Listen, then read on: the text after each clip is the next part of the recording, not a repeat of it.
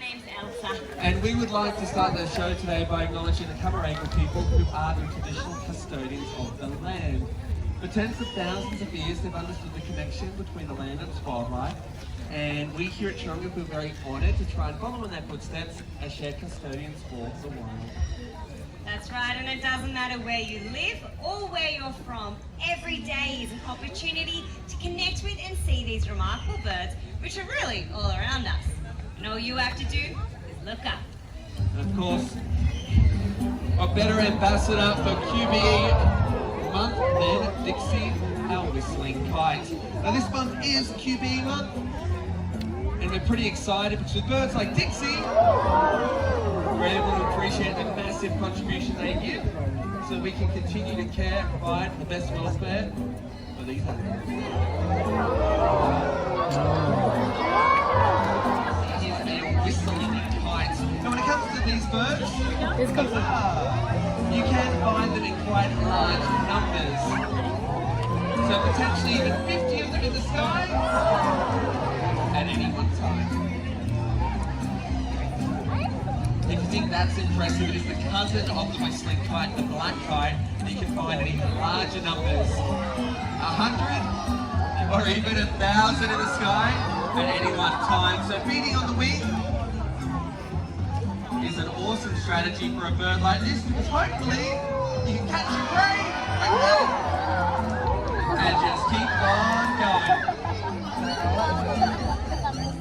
Get more in your belly and outcompete all your mates.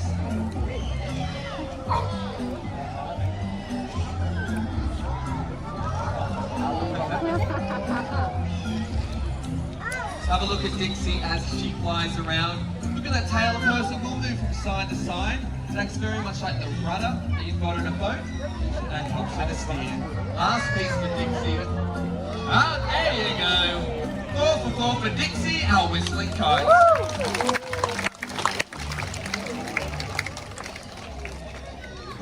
Now, before we go on to our next bird, I'll just double check with the guys. Am I right to move ahead? I think we're right to move ahead, which is awesome. So while we're looking up at beautiful birds like Dixie, quite often those birds are looking down at us, searching for opportunities to feed. For our next bird, the Black-brested Buzzard, an Emu egg like this is the ultimate prize. Oh, hey bud! Hey everyone, this is Slammer. And even with those sharp talons and beak, she does need help, to get into that item, and that tool is a rock.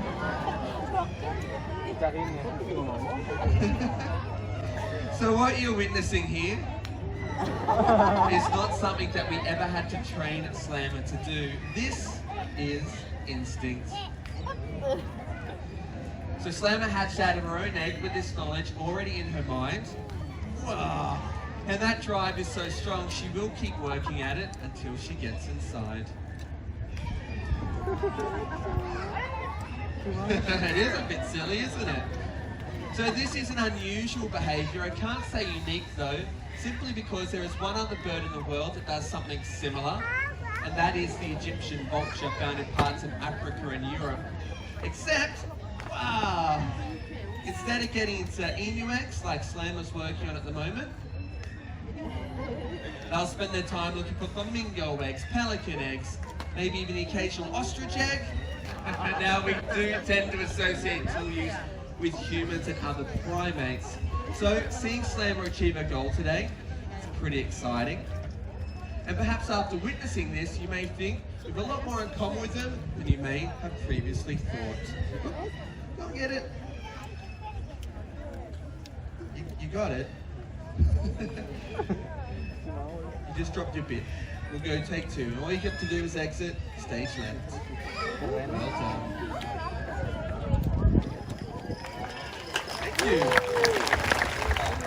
Normally they come out a little bit further in the show, but it's a good opportunity to talk about these birds. Yeah, Emma, you can come on down, and as they land on stage,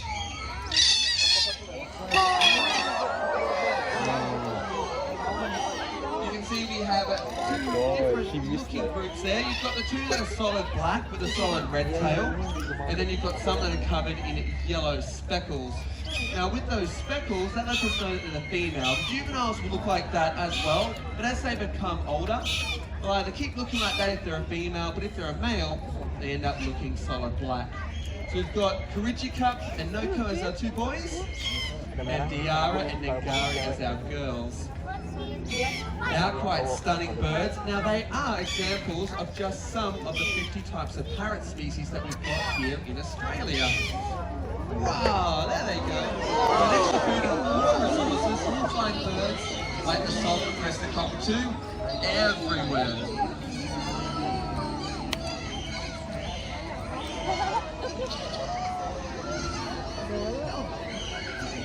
Sulphure-crested Cockatoos named after Australian rivers like Galah and Major Mitchell. This is a Major Mitchell's cockatoo. Her name is V1. Nicely joined by Fitzroy Derwin.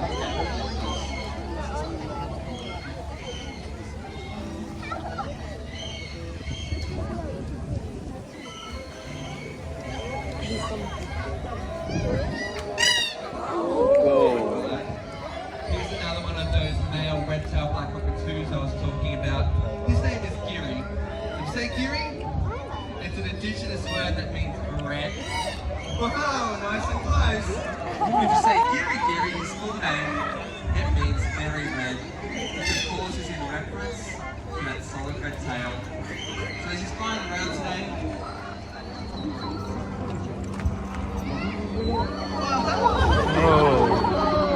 They are making dramatic changes to the landscape, and unfortunately, a lot of birds, just like Erie, they are unable to survive.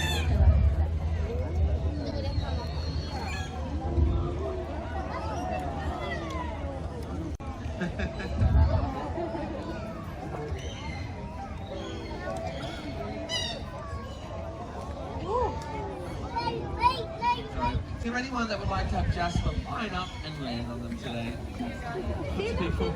I'm going to go for the gentleman at the back in the yellow top. You want to do it? Yeah, stand up where you are. Just a nice quick hello. Normally we do this with a coin, but we're cash free at the moment. So all I'm going to get you to do is put your arm out to your side, nice and flat to the sky. And all Jasper's going to do is land near your hand. Thank you. So hopefully it's a little bit special to be able to get to see us so close for it. So this bird is going to require you to use your ears. It is a type of owl that we have here in Australia, of the 8 different types. And you may be familiar with them if you're a big fan of the Harry Potter series. It is the barn owl. It's not a Hedwig, it's not a snowy owl, it's not Harry Potter's. It's the one that delivers the mail. Ours goes by the name of Wraith, and he's going to be joining us, hopefully from this direction. So we'll just give him a second. Here he comes. Oh, nicely done. As a barn owl, it's this type of owl though you're more likely going to find close to people. So regardless of where you are, even if it is your very own backyard, we would encourage you to look around. You may see a bird like this flying past.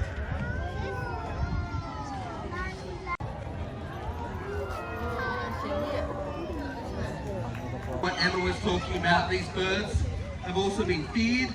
They've been linked to ghosts, hence the name Wraith. In some cases, even considered to be a bit of an off-omen. Just if everyone else could please stay seated, that would really assist me right now. Okay, everybody. Please hit the thumbs up and subscribe to our channel.